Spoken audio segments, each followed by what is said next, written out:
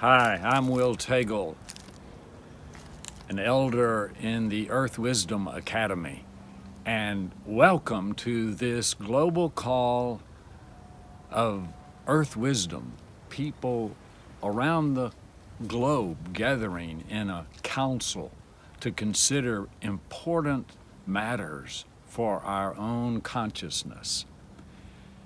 At the Earth Wisdom Academy, we're interested in what is a frame of mind that is ecocentric, that is where humans are embedded within the sacred web of Earth's wisdom and consciousness. Today, we have the privilege of relating ourselves to our own inner fire, the fire inside of us that is connected with the fire of the sun. And our presenter today is HeatherAsh Amara, and she will be taking us deeply into that fire. I'm actually recording this because today, while you're doing this, I'm going to be attending to the birth of a white buffalo at the Ceremonial Ranch and Deer Dancer Ranch, where we have our Earth Wisdom vision quests. So while you're stoking the inner fire, we'll be attending to this birth, which is a mighty, mighty event in the human narrative. So now I give you HeatherAsh Amara, my dear friend and important wisdom teacher.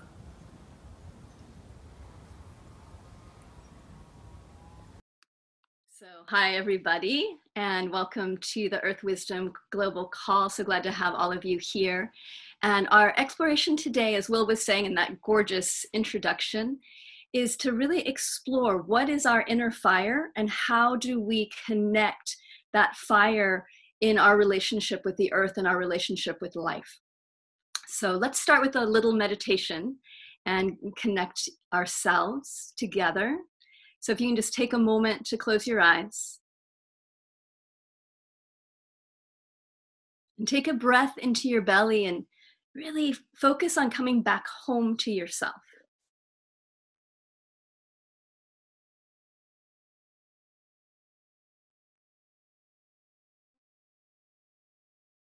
And we're going to start our wisdom call today by exploring what is our relationship with our inner fire, and specifically 3 inner fires. So continuing to keep your eyes closed, bring your attention down to your belly, to what I call your belly fire.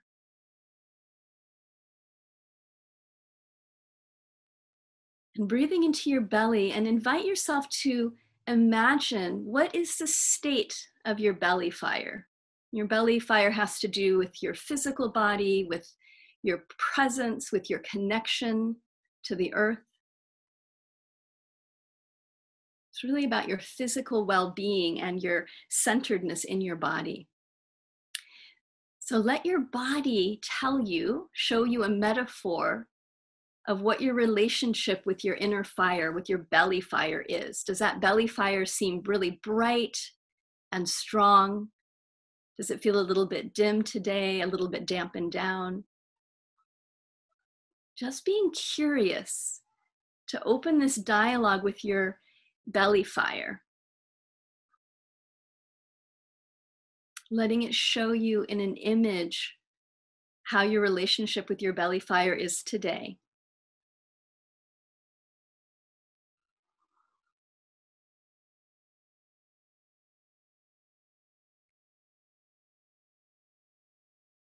Good. And just holding that information, bringing your awareness up to your heart and connecting to what I call your heart fire. This is about your openness, your connection to love, to compassion, that flow of emotion. So asking your heart, how's your heart doing today? Does that fire, again, feel bright? Does it feel expansive? Does it feel armored in any way? What is your relationship with your heart fire today? Keep breathing into the heart and opening this line of dialogue. Being curious, what's your relationship with your heart today? What does your heart fire feel like?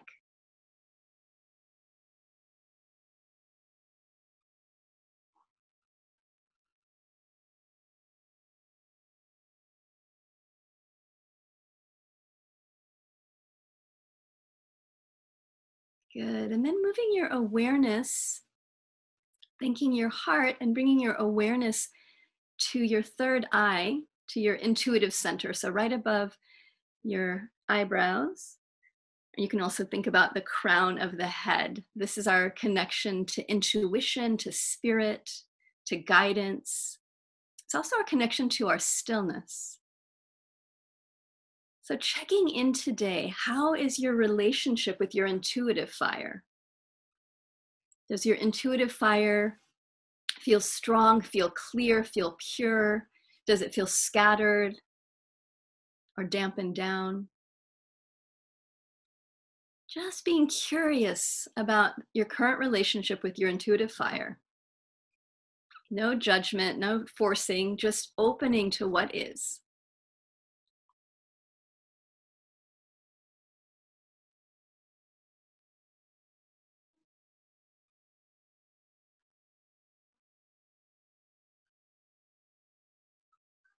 Good. And then feeling each of these three fires. So just take a moment to check in: belly fire, heart fire, intuitive fire. And ask yourself which fire needs your attention the most right now, or where do you want to put your attention? So maybe your intuitive fire could use your nourishment, your presence, or your heart fire, or your belly fire. Getting curious.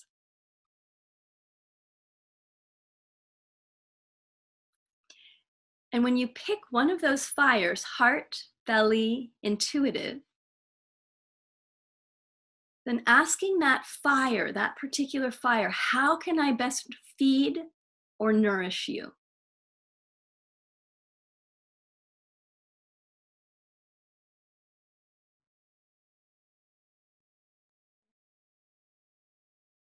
How can I best feed or nourish you?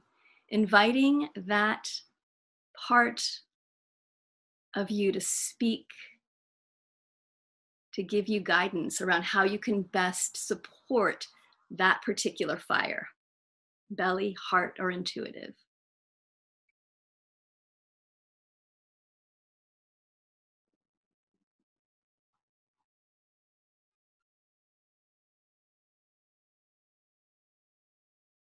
Beautiful. Thanking your body, knowing that you can come back at any time to dialogue with that inner fire.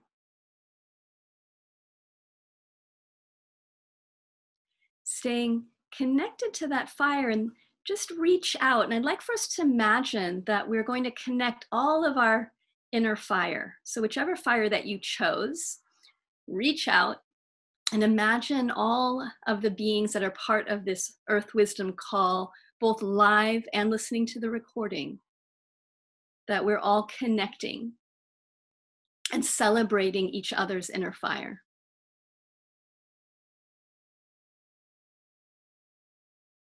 And that as a community, we can imagine in the center of this imaginal circle, this beautiful fire.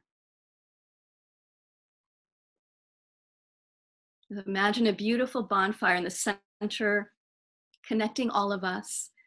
And that one at a time, we can walk into the center and gather up a little bit of this fire energy and bring it into our bodies for healing.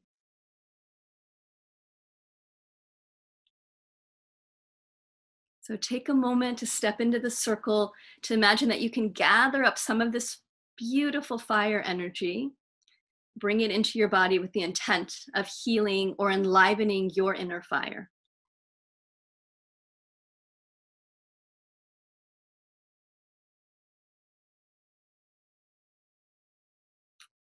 Holding this connection,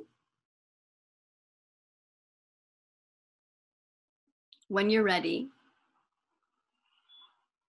you can open your eyes and be present here.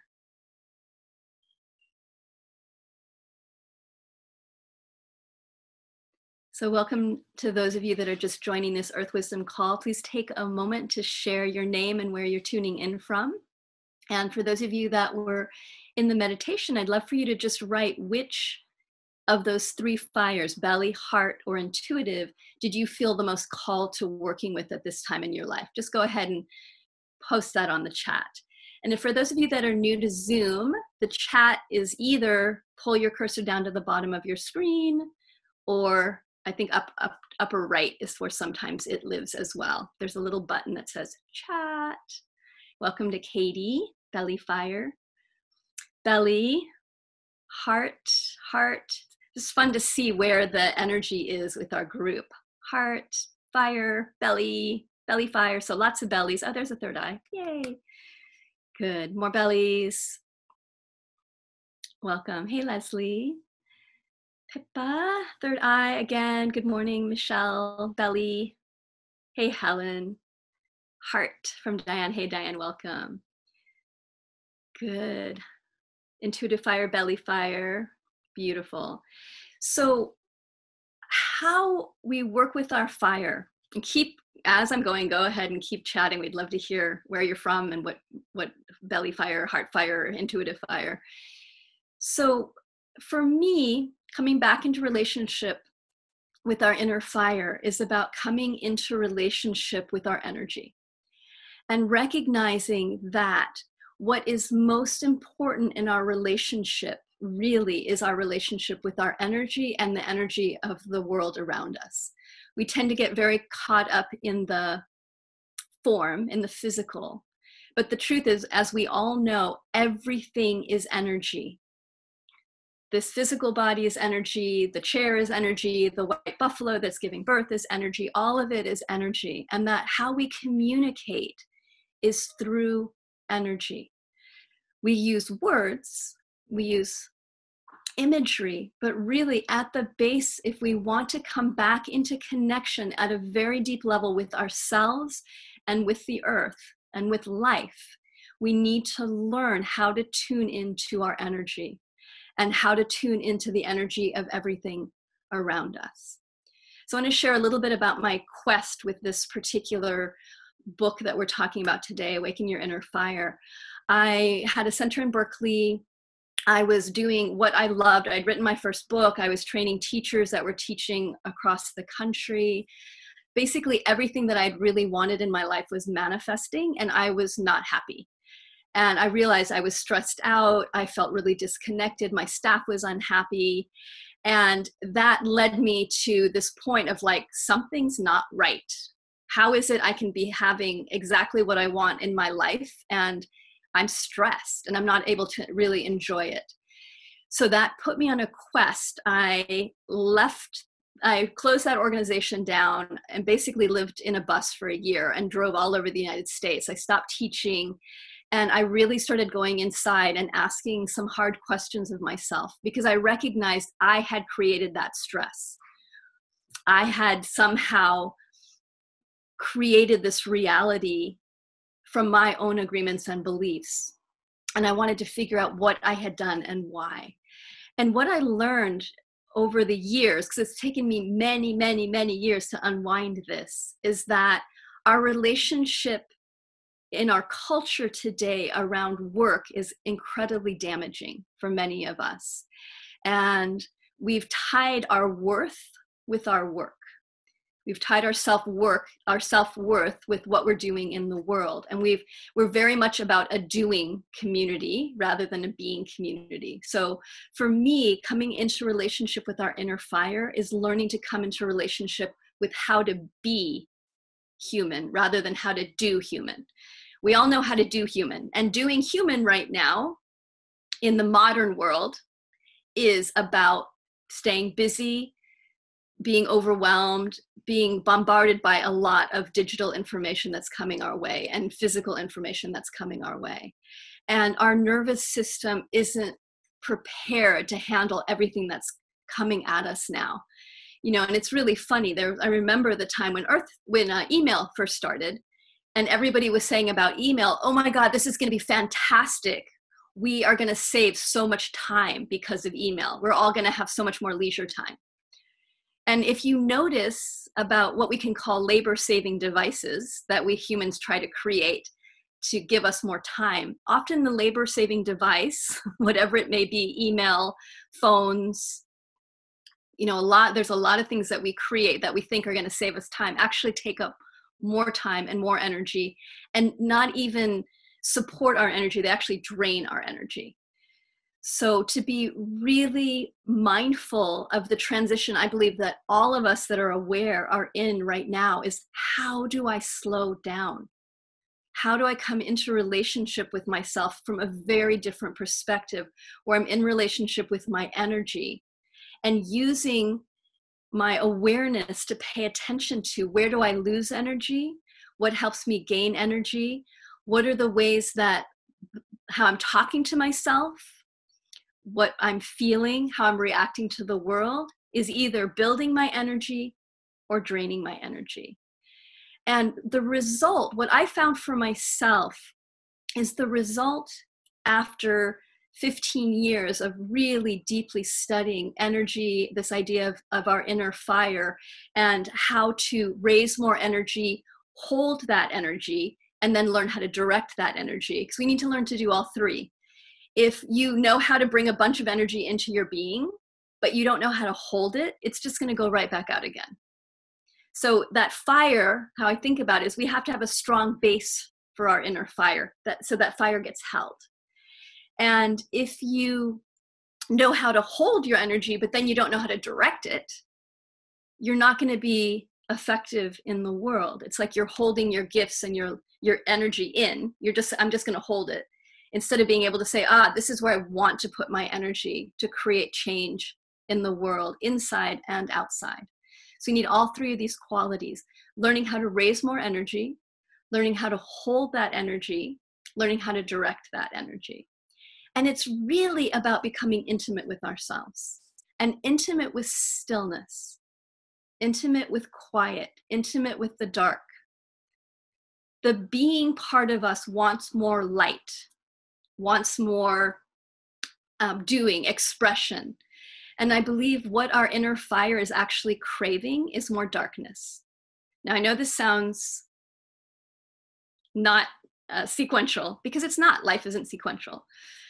But that fire to burn brightly needs stillness. And where we find stillness often is in darkness. And if we're trying to keep the lights on constantly, if we're trying to stay busy constantly, if we're trying to keep up with the pace of modern living, we're not giving ourselves enough stillness or the nurturing of the dark. And therefore, our fire doesn't burn as brightly, because we're constantly expending the energy. I feel like it's by connecting to the darkness that it allows us to see really clearly what our unique inner fire needs. Because each of us is unique. Each of us needs different things in order to come back into relationship with our inner fire. And it's in relating again to the darkness that we can see clearly our inner fire and what it needs. The result, again, what I found in my being is that I have so much more spaciousness in my life, and that when I go to do a task now, it's very much like gathering my energy, do the task, and then step back out of it. And there's an incredible gift to creating that space in our lives so that we're not constantly busy and frantic, but that we're clear, that we're calm, that we are able to put our energy exactly where we want it to go. And so much of this starts with our relationship with our mind. And I'm going to share towards the end of our call today, and I'm also going to open it up for questions. And there's a question right now: is there going to be a recording available? Yes, there will be a recording available of this stream, so don't have to worry if you don't get all of it. That when we create the space in our lives, what I found for myself is that there's just more joy. And as I said, I'm going to open it up for questions, and I'm also going to share how this relates to our relationship, how this work of owning our inner fire, of claiming our inner fire, it also helps put us back into relationship with nature in a really important way. So we do the inner work in order to then re-emerge in a new way in our relationship with life. Super exciting. So how I navigated this world of busyness and overwhelm was by creating a prayer for myself. And what I learned, so there's two pieces I want to share today, is that most of us segregate our lives. And we even talk about, when we talk, I love, Will talks about this, that, and I'm in New York, I don't know if you guys can hear the sirens. Siren going by, welcome to the city. That, oh my gosh, going right by, so you guys get to hear it, I'm sure. That in our relationship with that inner fire, we come back to curiosity about the four aspects of ourself, which is our mind, our energy, our emotions, and our physical body. And that we look at how we've created separation. So as I was saying, what Will talks about is we sometimes say, I'm going out into nature, as if nature is someplace away, where in fact we're always in nature. We're immersed in nature constantly. Even I live in New York City, up in Harlem. I'm in nature, okay? So that's one way that we separate. There's the wild out there, and then there's the tame civilization. But we all know if humans weren't tending to this civilization, the wild would take over really quickly. So that line that we've created is not true. We also create a lot of other lines, a line between our spirituality and our work, what we work we do in the world to make money, to pay rent, to have resources. We've also created separation around our mind and our bodies. So there's a lot of places we draw these lines. And I want to invite all of us in our work to embody our inner fire more brightly, to start to actually erase the lines. And one way we do this is coming up with what I call our true work, realigning ourselves with our true work.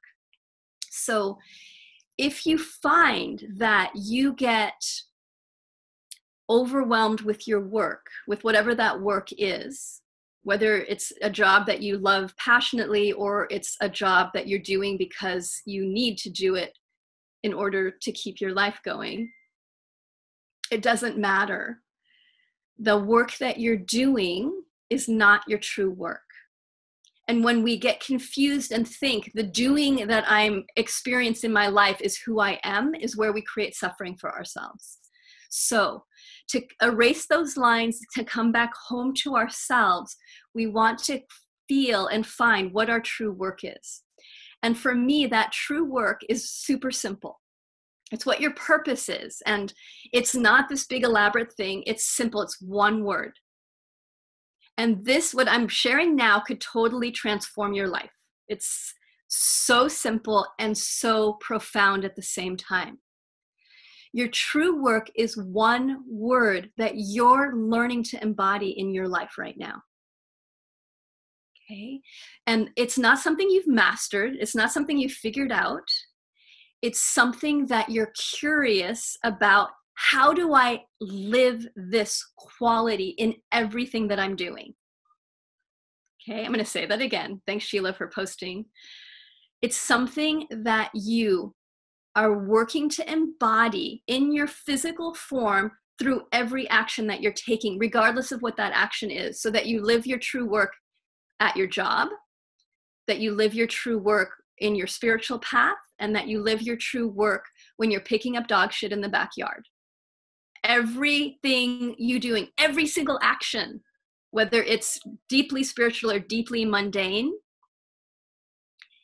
is dedicated to how do I bring this particular quality through. So that quality, one word, and you may already know it. Pippa just wrote, my one word is love. And you may not know it yet, but we can do a really simple meditation to find it. You might get it today and it might come to you 3 days from now. You may wake up in the middle of the night and go, yes, I know. Okay. And it might change as well. But what I want to say before we explore what that word is it's not something that you're in service to giving other people. Sometimes people get confused and like, my true work is about out here. It's not, it's this. Because what we're working to do is embody that quality and then let it ripple out to the world. So that it's from here. It's not something I'm doing out here towards anybody else. I'm embodying it. I think about it. I'm digesting it and eating it, and then I'm letting it spread out. My word, Sheila asked, what's my word? My word has been love for many years, and it's just shifted recently to presence. And yeah, so that's been beautiful. So let's do a little, some of you are starting to share what your word is, and I love that. So you can feel free to share what your word is. And then for those of you that are like, I'm not sure, let's just do a brief visualization to feel. This is a fun one. Engage. So start by imagining, or physically, or doing both, putting your hands out in front of you. And imagine that you're holding a little seed or a little crystal or a little rock in your hands. Okay. You can close your eyes and visualize that little seed or crystal or rock, and that is a question. That seed or that crystal, that rock is your question. The question is, what's my true work? And you're going to take that seed and imagine that you can pick it up and hold it. And I'd like you to take a breath and get quiet inside. Let go of all the questioning, all the striving, any confusion. Let all that go. Breathe it out. And just get quiet. Imagine that you're a pond, and that you're going to let that pond go to stillness, go glassy. And then taking this seed or rock or crystal, and imagine that you can drop it into the top of your head, and you're dropping that question into the depths of your being. What is my true work? And drop it in, and imagine that it goes into your depths and it ripples out a word or a feeling quality. And just let yourself breathe and listen for what's the word that embodies your true work, or what's the quality, the feeling sense. Let it come from your being, not your mind. So keep getting quiet. And once you find, for those of you that know what the true work is, that you feel it, let yourself experience it. What does that word feel like in your body? Take it from a concept into an experience, so that you're letting yourself feel that quality.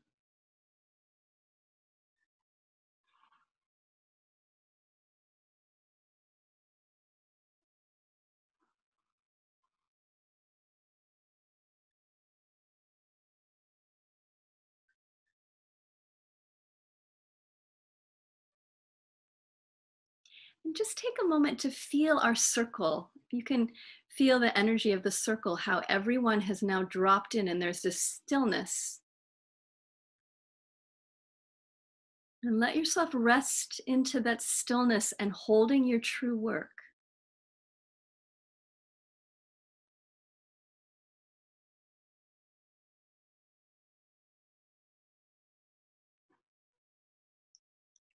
And when you're ready, go ahead and open your eyes. And as you open your eyes, reset. So bring that true work, that word, into this moment. Notice how it feels in your body. And then let's take a moment to have you share what your true work is, what word came for you. And again, if a word didn't come, don't worry about it. It'll come, I promise. And if 2 words came, you can, what I like to do for people who are like, but I saw 2 words and I don't know which one is which. Pick one for now, and for a week, just live that word as if that's your true work for 1 week. And then for another week, pick another word, the second word, and try that one, and you'll get a sense. So joy, ease, compassion, seeding, healing, inspiration, truth, love. These are beautiful. Trust, joy, soul. And this is the thing too about your true work, is the word doesn't have to mean anything to anybody else. Your word might be banana. And if you know what banana means to you, awesome. Heal, love. The experience about stillness and a sense of the word presence. Beautiful. Ruth writes, wow, I like being with all of you. Wasn't that sweet when everybody's settled? Love. Paradise creation. Nice. Paradise creation. Paradise creation. That could be a good word too. Beautiful. So now what do you do with this word? Use it as your prayer. Use it as your prayer in everything you're doing. And don't expect yourself to be able to do this word. If you're able to do this word everywhere, it means it's not your right word. Because this is a word to stretch you. This is your work on the planet, is how do I bring this quality through everything that I'm doing? So it should be actually kind of challenging. Not all the time, but some of the time. That you're going, how do I bring compassion here? Okay, so something happens, you get triggered, that's where you get to do your true work. Okay, it's where the challenge is, where really we get to embody those qualities and use it to set. And what I found is that your true work is like what feeds your fire. So your inner fire, as you're embodying that, your inner fire will grow. It's amazing what starts to happen.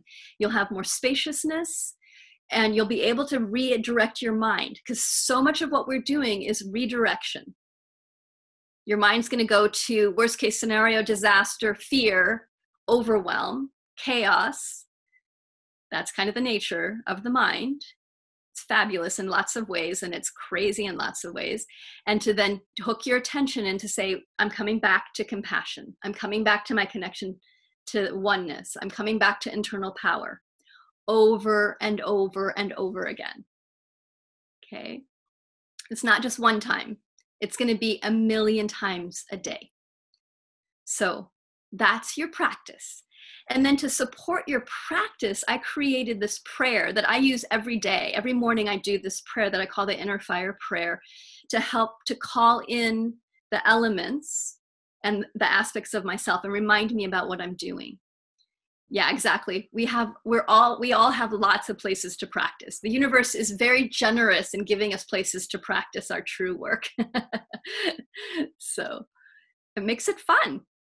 So then even a challenge arises and we can go, okay, this might take me 5 years to figure out how to bring compassion to this particular experience, but what a great use of your 5 years.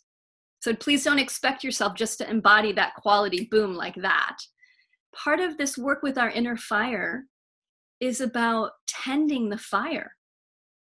Just as we learn to tend the earth, just as we learn to tend a fire, it has to be fed. So our relationship with our inner work, it also needs to be fed over time. So patience, perseverance, more patience, practice. It's all about the practice. So the Inner Fire Prayer, I'd like to share with you, and then I'll open up for questions.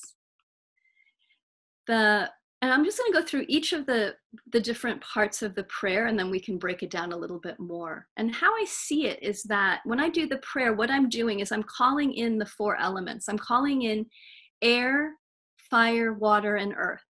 So I'm reconnecting myself with the natural world.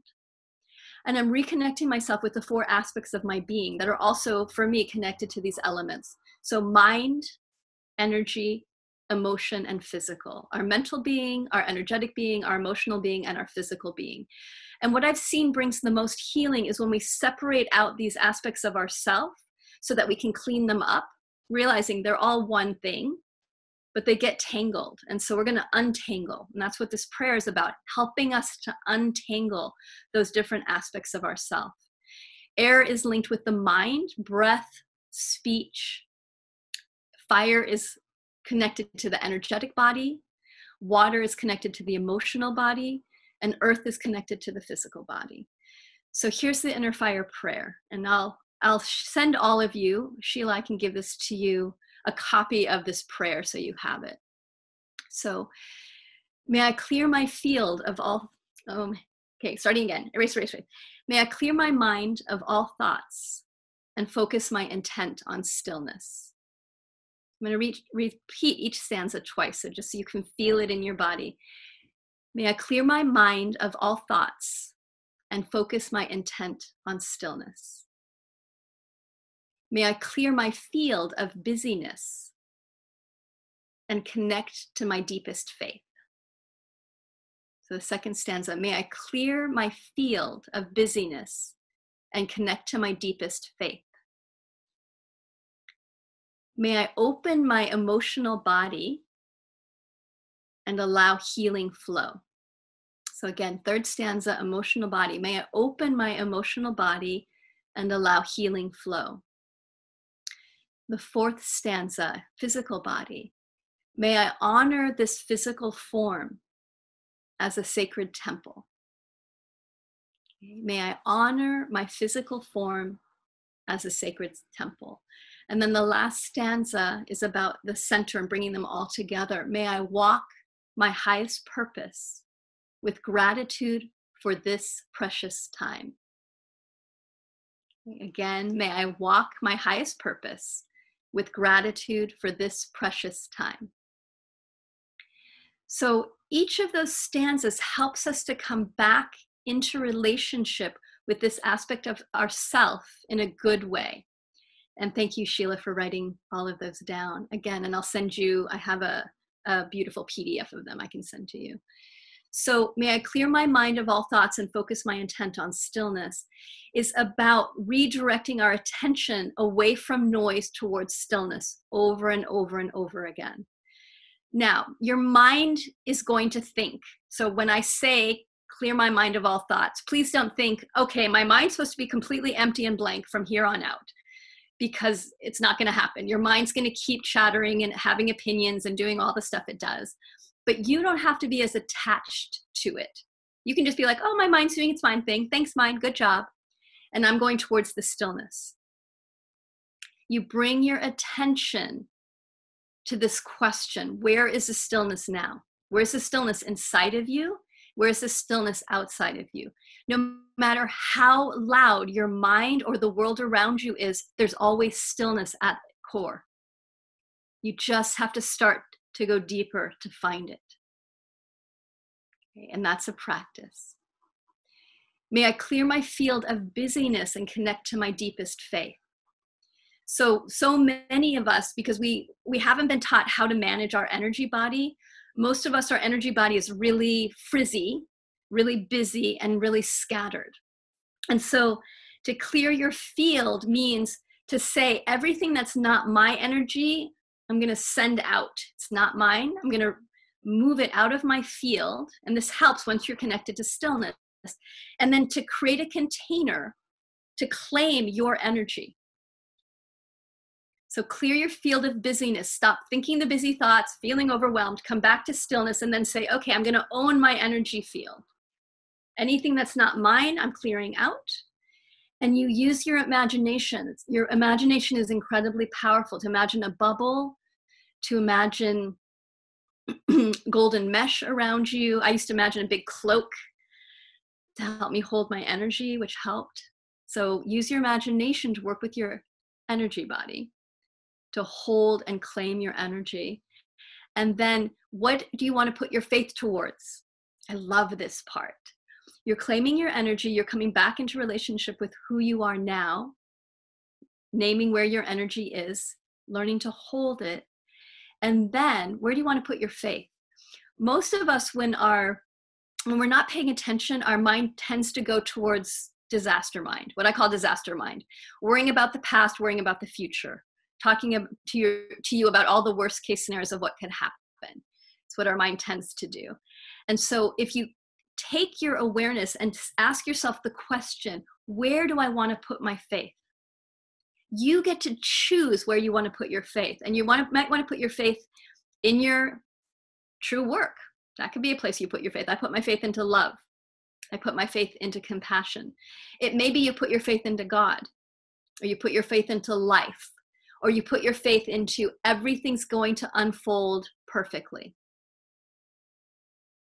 a statement of where you're going to put your faith really helps. Then you have a focus and a direction so that you're not as easily scattered. And then with the emotional body, may I open my emotional body and allow healing flow in relationship to work, especially, but mostly in all areas. We have a tendency to ignore our emotional body, to either repress our emotional body or sometimes to cycle it, so that when we do have a big emotional reaction to something, we think about what is upsetting us and we have the emotional reaction. And then we think about what's upsetting us and then we have the emotional reaction. So that's actually the mind that's pushing the emotional body to have the reaction. So separating out the emotion from the mind and just being in relationship with our emotional body and giving our emotional body permission to express. And when I'm saying this, I don't mean dump on other people. That's not expressing, that's dumping. I mean consciously, mindfully listening to, what does my emotional body, is there any place that I've repressed my emotion that I need to free that emotion? So it might be grief, it might be anger, it might be fear from the past that just needs your attention to clear. And there's lots of different ways to move emotion, mostly by movement, getting into your physical body. The last stanza of the 4 of the physical body, may I honor this physical form as a sacred temple. And again, so often in our relationship with work, we do not pay attention to the physical body. We ignore it, we push past it. And so to really start to see this physical body as a temple and ask our body, what does my body need? Okay. So the question for the emotional body, how do I open my emotions so that I'm in right relationship with my emotional body, so I'm current with my emotional body? The question for the physical body, how do I honor this physical form? What do I need? How much sleep? Basics, how much sleep? What kind of food? What kind of exercise? Your temple needs your attention. And then all of it comes together with gratitude. May I walk my highest purpose with gratitude for this precious time, to realize your life is limited, beloveds. Your life is precious. There's only so much time. So what do you want to put into that time? You know, when we realize there's a stop, that the angel of death is always going to be the last person we greet, as I see it, that death is always going to win all the time. This physical form is limited, then that helps us to stay more mindful of where we're putting our energy. And that what's our highest purpose? Our true work.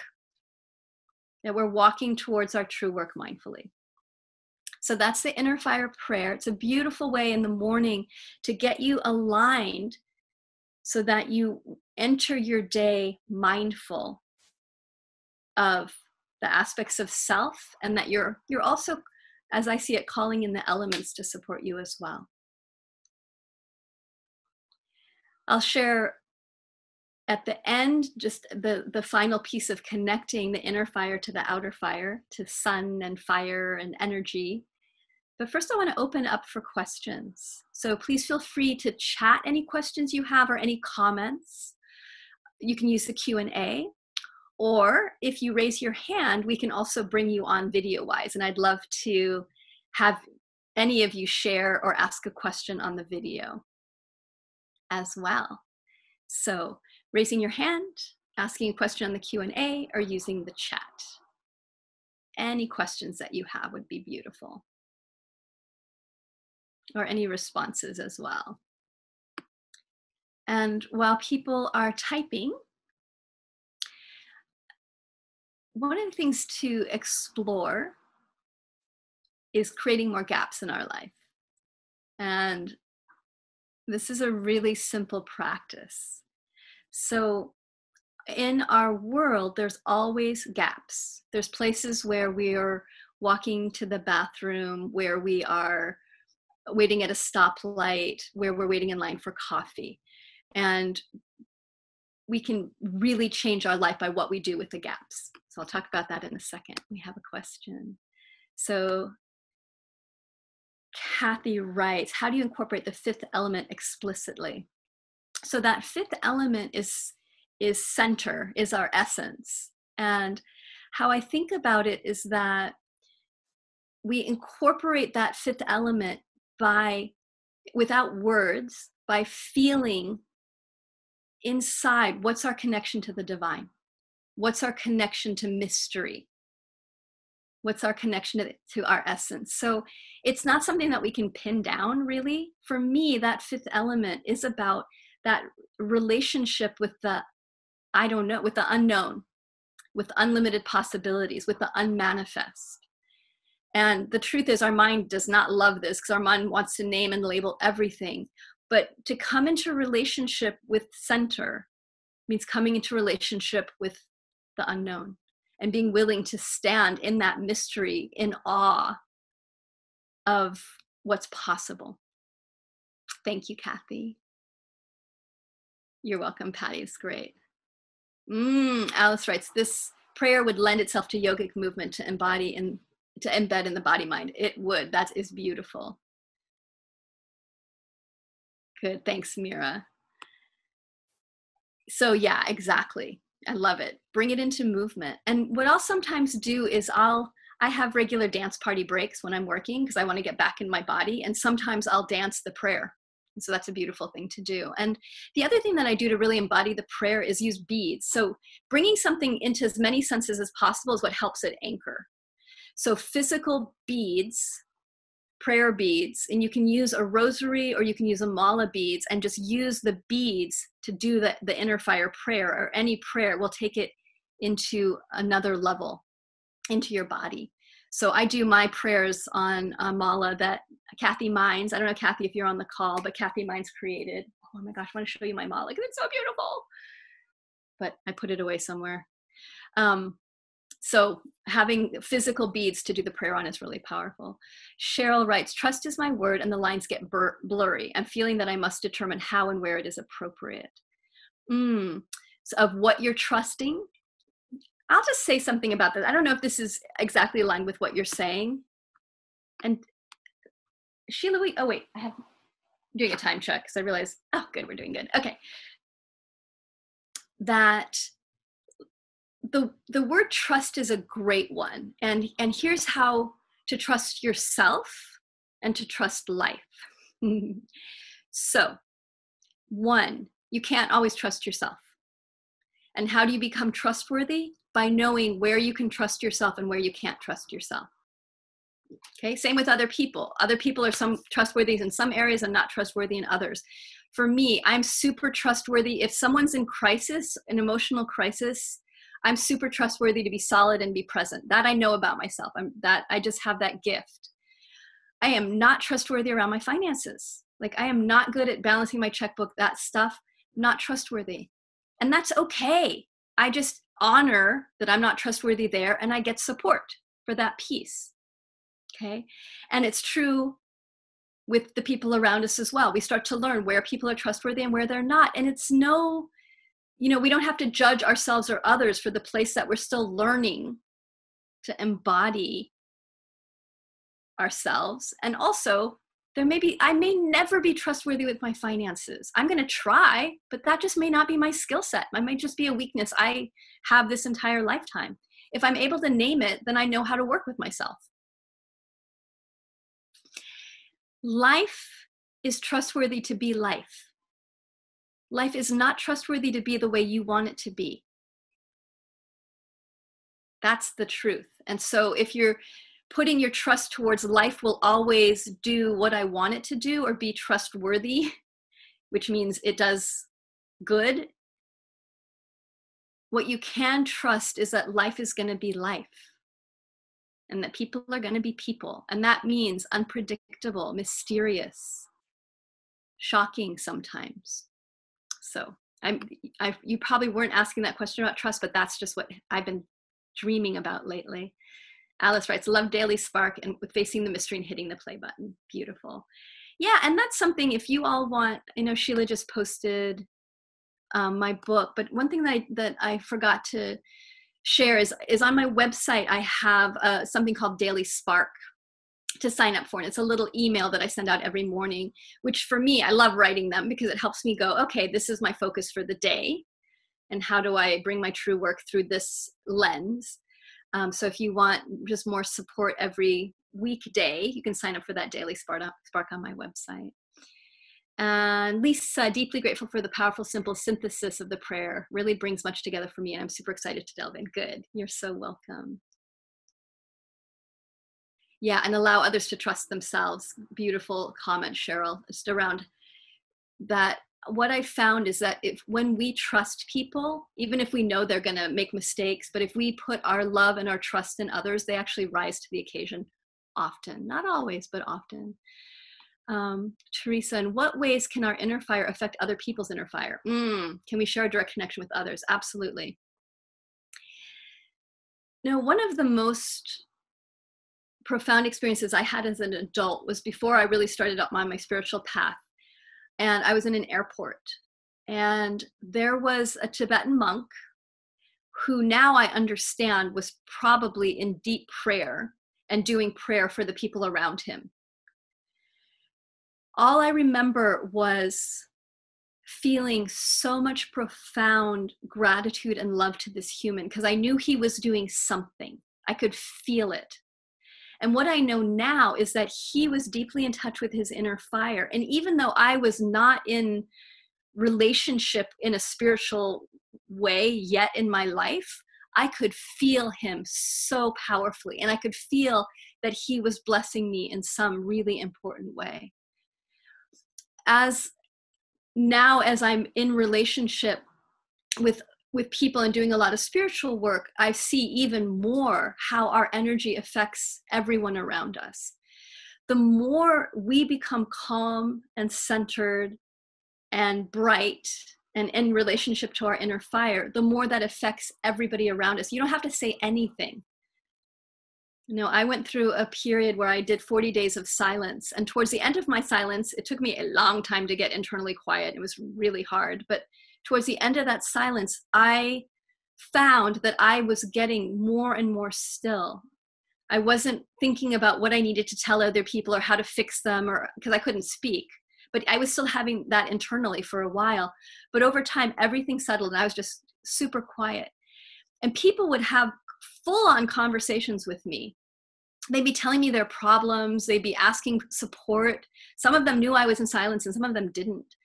And at the end of those conversations, which were all one way because I wasn't saying anything, people would go, "Oh my God, thank you so much, HeatherAsh. That really helped me." And I was like, what is going on? I'm not saying anything. And that's when I really, really got our energy is much more impactful than our words, really.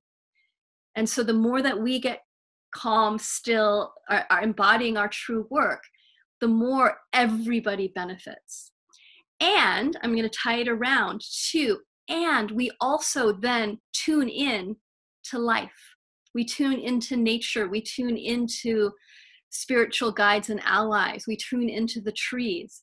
As we get quiet, as you do that inner fire prayer, what will happen if you feel called to do that one, or any prayer, really, what happens is the prayer will start doing you.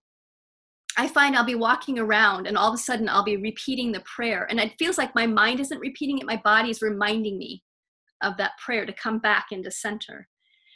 And if you're really working a prayer, it'll start doing you, or a mantra. And it's really beautiful. It will take over and will become an anchor point in your life. And as you do the prayer and you get quiet, then everything changes, because suddenly you're in relationship with life from your being, not your mind, from your energy. And we're constantly dialoguing. Even when your mind's super busy, your being is constantly dialoguing with everything around you. You're just not aware of it. So when you get aware of it, whoa, it's so amazing. What information and guidance from what the Toltec call silent knowledge. So for those of you that don't know me, the lineage that I'm in is a Toltec shamanic lineage out of Mexico through Don Miguel Ruiz, who wrote the Four Agreements.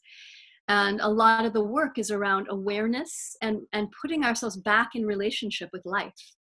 so that we're not fighting life, that we're not trying to dominate life, that everything's equal, that we're in communion with all of life. Oh, absolutely. So Patty Washington raised her hand. That would be fabulous. So we're going to go ahead and bring on Patty. And I'll just take a moment. Hello, HeatherAsh. Hello, hun.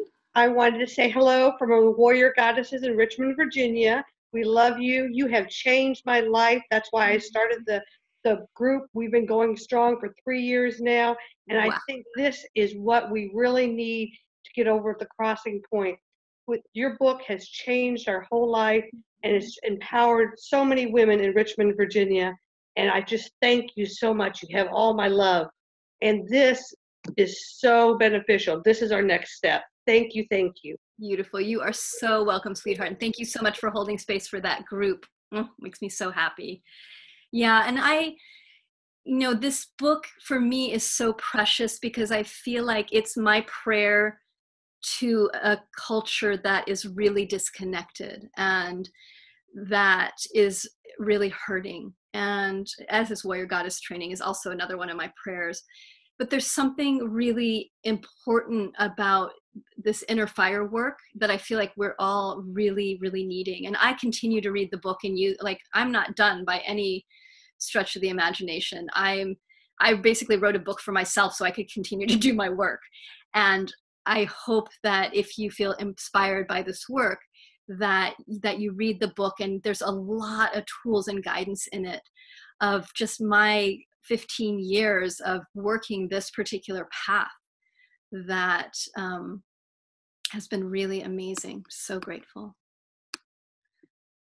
Be still and know, walking prayer. Grant me the serenity to accept the things that I cannot change. Yeah, that prayer, the serenity prayer, is a beautiful one to continue to work with. We're so lucky. We are so lucky to live in this time where we have access to so many cultures, so many prayers, and that we also have the opportunity to tune into life in a different way, to disconnect from the flow of the dream that we're in. And the dream, when I talk about the dream we're in, the dream of the planet, which is the way humans are dreaming, and to tap back into the way life is dreaming, the way the animals are dreaming, the way the trees are dreaming. If you want inspiration, go sit with a rock. Seriously. If you want to learn how to be quiet, go hang out in the forest. And, living in New York has been so amazing because I've learned being here that there is stillness everywhere. There's teachers everywhere. So let life continue to teach you. So Katie writes, I do not have video, but I have audio. Is it possible for me to say hello and thank you to HeatherAsh at some point before the end of the session? I think so. Can we pull in Katie Whitworth by audio? And that can be our closing. And then we'll do one more, just little connection. Pippa, HeatherAsh, do you have any words of wisdom suggestions about catching oneself when one is getting out of sync before it's gotten too far from one? Yes. And here's Katie. Oh, HeatherAsh, are you able to hear me? Yes. Oh, wow. This is like a dream come true right now. I just wanted to say hello and thank you so much. I'm so new in every aspect of Warrior Goddess, and I'm not into the Inner Fire book, but I saw that this was going to be on, and I just had to jump on and watch, and I didn't know I could get to speak to you. But I've been I've gone back to your what do you call that on iTunes? Oh, the podcast. Yeah. Yes. Oh my goodness, those are so wonderful. And I have this problem where I can't jump in. I have to go back from the beginning. Oh my God, that's a long beginning. So I've just been listening and really finding out that for me, where I am right now, you've given me the chance to kind of jump off of the hamster wheel and realize, listen to what's going on within me and observe. That was one of the very first one of your podcasts was being the observer instead of being critical, the judge. and that's where I am right now, is trying not to, be critical of myself over and over, and just observe how things go in my life and how I react to them and how people are and how they react to me. And I'm just so grateful and there's so many books after this that I get to read, and you're just giving me. I've just had depression all my life and really struggled, and this is just helping me to know that there are other people that are like me, and that I can. Yeah, I'm getting all tongue-tied, but So beautiful. that I can heal. That I can heal. Yeah, absolutely. Absolutely. Thank you so much, Katie, and just so much love to you, and enjoy the podcast. And there's so many of them, so that'll keep you busy for a little bit of time. Thank you. Thank You're you welcome, so sweetheart. much. Yeah, take care. And any of you, if you like listening to podcasts, I have hundreds of podcasts. I did 5 years or 6 years of podcasts. And so you just go to iTunes and type in HeatherAsh Amara, they should come up.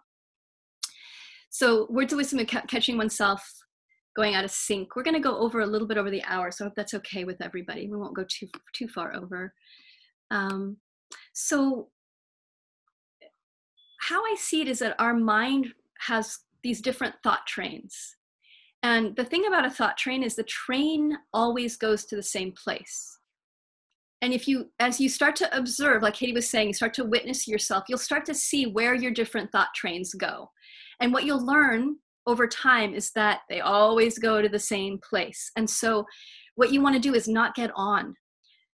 Sometimes we're like, well, let's see where this goes. It goes the same place. It's going to go to judging yourself or feeling victimized by the world or telling an old story that doesn't serve you. So what you learn is to catch yourself earlier and earlier so that you don't get on that train, that you say, oh no, sweetie, we're going to put our attention over here. And one of the best ways to catch yourself is not out of judgment, is out of love. So whatever your word is, whatever your true word is, what I wanted you to do is bring that to your relationship with your mind first. Okay.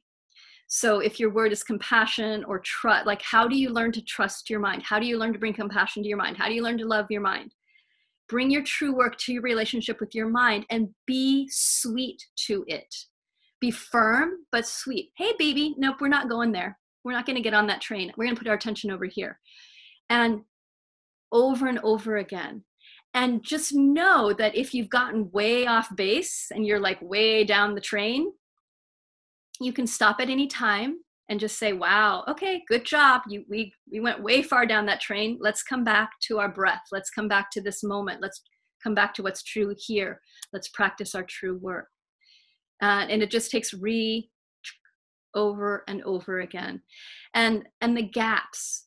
So this is another place to practice. Every place there's a gap, like I mentioned before, in line, waiting at a stop sign, on your way to an office meeting, whatever it is, instead of filling those gaps up with noise and busyness and worry or checking your phone to make sure everybody still likes you, okay, less phone time.